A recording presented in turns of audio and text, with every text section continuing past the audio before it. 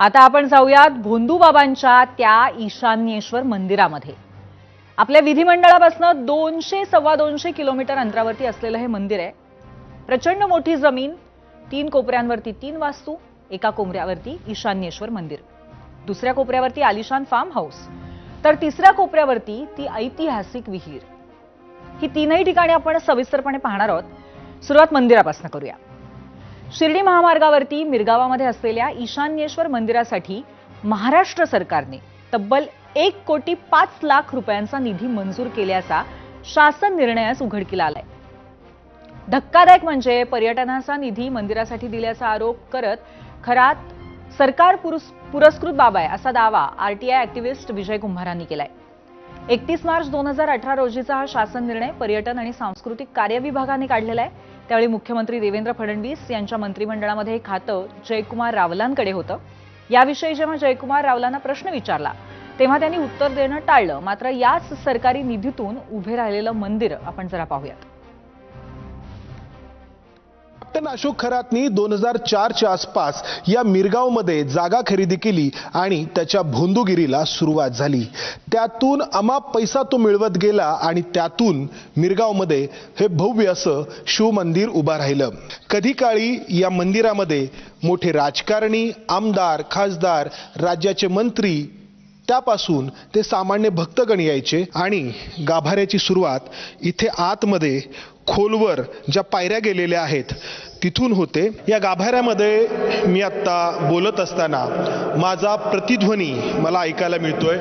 एवढा उंच असा या मंदिराचा घुमट आहे आणि इथं जे बोललं जातं ते प्रतिध्वनीच्या स्वरूपामध्ये पुन्हा आपल्यापर्यंत पोहोचतं। प्रतिध्वनी आपलाच या ठिकाणी उमटतो।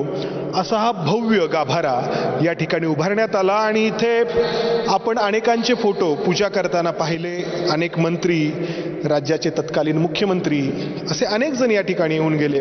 मात्र जेव्हा या अशोक खरातचं खरं रूप समोर आलं तेव्हा हे मंदिर असं ओस पडलंय। कॅप्टन अशोक खरात सारखे लोकांच्या श्रद्धेचा गैरफायदा घेतात आणि त्यामुळे नकळतपणे जे लोकांच्या श्रद्धेचं ठिकाण असतं ते देखील अशा स्वरूपामध्ये आपल्याला पाहायला मिळतं की आज दुर्दैवाने या ठिकाणी कोणीच या मंदिरामध्ये, आवारामध्ये पाहायला मिळत नाहीये। कॅमेरामन अमोल गवळे, समंदार गोंजारी, एबीपी माझा, मिरगाव, नाशिक। पाहिलं, इतकं भव्य मंदिर, इतकी शांतता। आता अशा वातावरणात आलेला भक्त श्रद्धेपोटी भोंदू अशोक खरातवरती डोळे बंद करून विश्वास ठेवू लागला आणि त्याचा फायदा घेत त्याने फसवणुकीला सुरुवात केली। त्यासाठी त्यांनी मंदिरापासून काही मीटर अंतरावरती असलेल्या नदीपात्रामध्ये एक विहीर खणली। मोठ्या आशेने आलेल्या भक्तांना सर्पदोष असल्याचं सांगून फसवणुकीला सुरुवात केली। त्यासाठी त्याची मॉडस ऑपरांडी कशी होती तीही बघा। कॅप्टन खरातनी उभारलेलं हे शिवनिका संस्थांच्या माध्यमातील मंदिर जे सर्वांसाठीच दर्शनाला खुलं असायचं। मात्र त्याच्याकडे जी बडी धेंड यायची, जे मोठे राजकारणी यायचे, त्यांच्यासाठी विशेष अशी सोय या फार्म हाऊसमध्ये केलेली असायची। आणि इथे आल्यानंतर समोर ही विहीर दिसते आहे आणि या विहिरीच्या परिसरात त्या व्यक्तीला नाग दिसायचा जो अर्थातच रिमोट कंट्रोलवरती ऑपरेट व्हायचा। आता ही विहीर जर आपण पाहिली तर विहिरीच्या तीनही बाजूंना आपल्याला कंपाऊंड वॉल दिसते आहे आणि बरोबर जिथे विहीर आहे तिथेच या कंपाऊंड वॉलला असं हे वळण मिळालेलं आहे। कारण ही कंपाऊंड वॉल नदीपात्रामध्ये बांधण्यात आली आहे, किंबहुना ही विहीरच नदीपात्रामध्ये बांधण्यात आली आहे। कारण ही कंपाऊंड वॉल जर सरळ आली असती तर आत्ता ज्या ठिकाणी विहीर आहे तिथे ती विहीर नसती, तर जिथे आम्ही आत्ता उभा आहोत तिथे ही विहीर खोदावी लागली असती।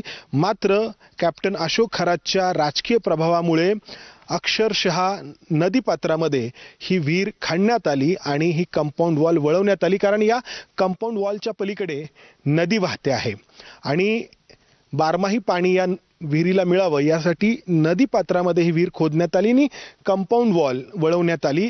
ज्यातून आपल्याला लक्षात येतं की राज्याचा जलसंपदा विभाग, वेगवेगळे विभाग कसे या कॅप्टन अशोक खरातच्या पायी लीन होत होते आणि त्यातून हा सगळा कारभार इथे सुरू होता. कॅमेरामन अमोल गवाळेसह मंदार गोंजारी, एबीपी माझा, मिरगाव, नाशिक.